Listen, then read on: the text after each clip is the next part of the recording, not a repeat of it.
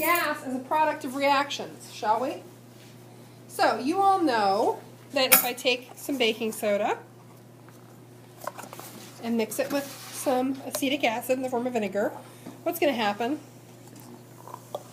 Fizzy, fizzy, fizzy. What's being produced? Gas. What gas specifically? CO2. CO2. You've measured this. And we talked earlier about some ways that we could measure this gas. Give me one way that we could measure the quantity of gas produced. Balloon. Okay, we could put a large balloon over the neck of this. We could capture all the gases. We could tie it off. We could mass the balloon. What's another one? The one that you've used commonly. Okay, subtract the mass of the individual reactants and subtract the mass that's left in the beaker afterwards. Assume that all the lost mass is CO2. Okay. There are some problems with the balloon, honestly. So we can get the mass of the CO2 lost by doing the subtraction method. There are some problems with the balloon, and one of the big ones is containing that gas as we get the balloon off and tie it off and do all these things, and it's hard to measure the volume of the balloon, etc. What if I told you there was a better way? There's a better way, and you're going to get to use it. This is like one of those TV infomercials late at night. For just $19.99. So this device is called a pneumatic trough. You've seen it on the list of materials in your lab drawer. And it's a metal pan. And on the bottom we have a spout that's got some tubing attached. And over here we have a little overflow spout. This is an empty pneumatic trough. Over here I have one that's full of water. And we'll kind of do that to show that it's full of water.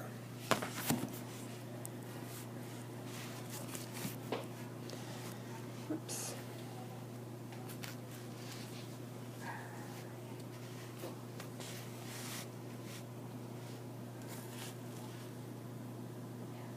Okay. So, with this pneumatic trough, what I want you to notice is that this spout on the bottom, there's a little hole here in the bottom. Okay? What do you suppose that would be for?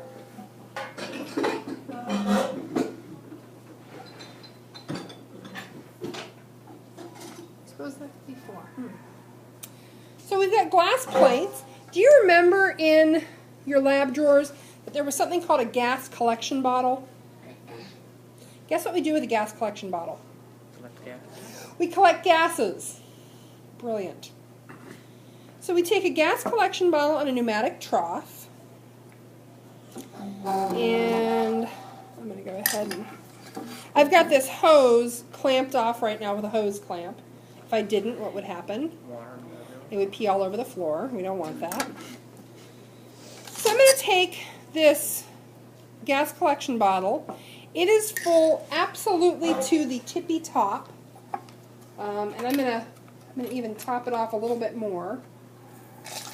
Let me get, whoops. Nothing like saying whoops on camera.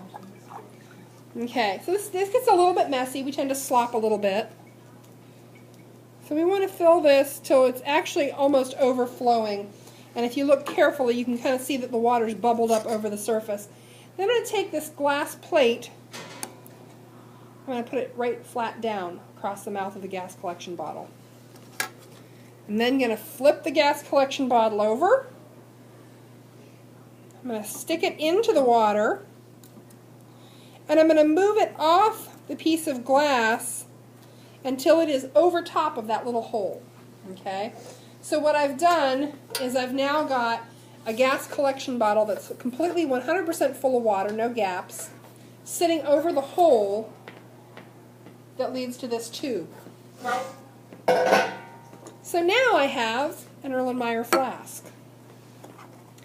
And into this Erlenmeyer flask, I will put some baking soda. I'm going to put this, that's the overspout. And I'm going to take this tube Now, of course, I've got one small problem with this tube, which is that it's got a lot of air in it, but we're going to ignore that for the moment.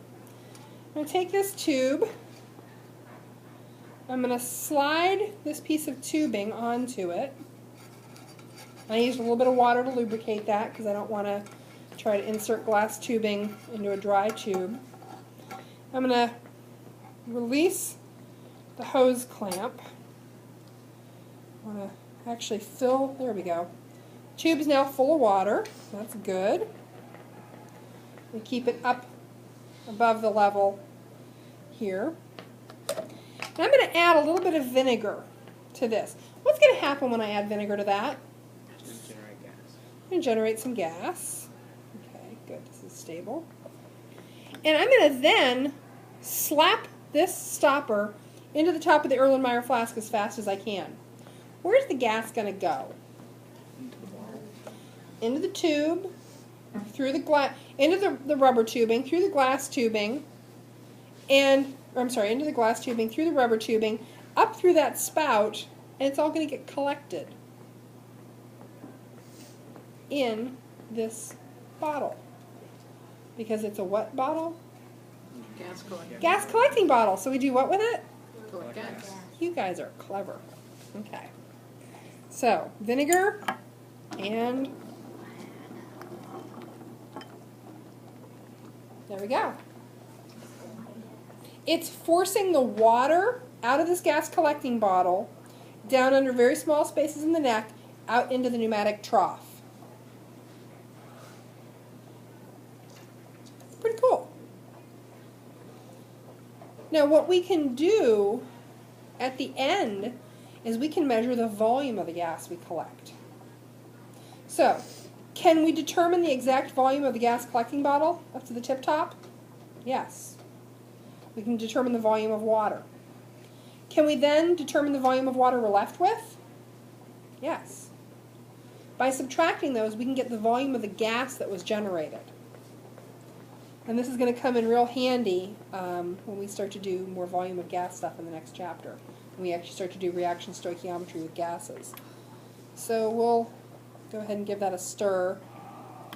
The one most common mistake, and I've done it plenty of times myself, is not having a large enough gas collecting bottle. If you completely run this thing dry and it continues to bubble, you're losing gas. So you have to be real careful that you don't have more gas being produced than you can hold in the collecting bottle. Or you have to be lightning fast, really talented, and there's a way to switch bottles midstream. You do have some loss, but it's better than a complete loss of gases. Okay, that's the use of a pneumatic trough in a gas collecting bottle. This is a really common lab technique for collecting gases in an experiment when you've got a reaction that's going to produce a gas. If the volume of the gas is important to you, this is pretty much your only option for measuring the volume of the gas that's produced. Now, there are some problems that arise here. I want you to think back to the Alka-Seltzer plop, plop, fizz, fizz lab. There was a question on there.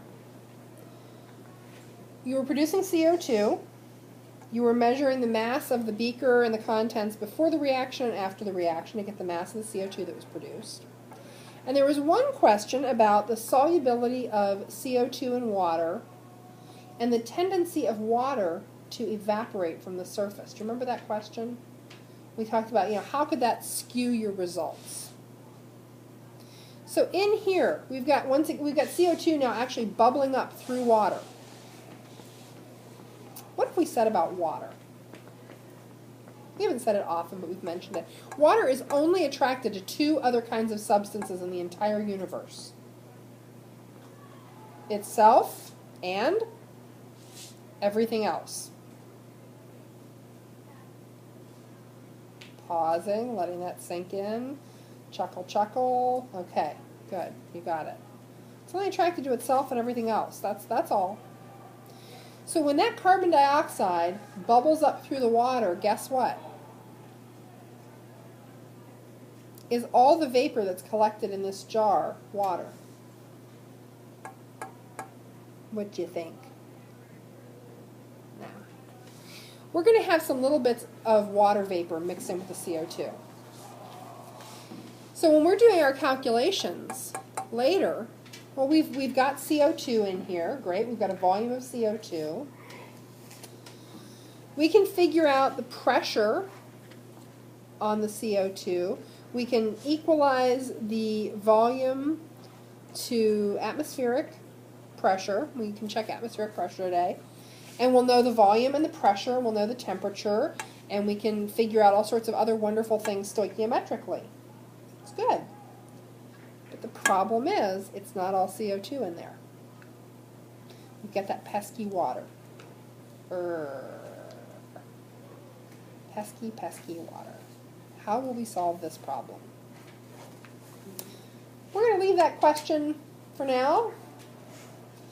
I'll let you meditate on that for a while we go back to talking about Mr. John Dalton and things he did other than his atomic theory. So we'll leave this and we'll start talking about some notes.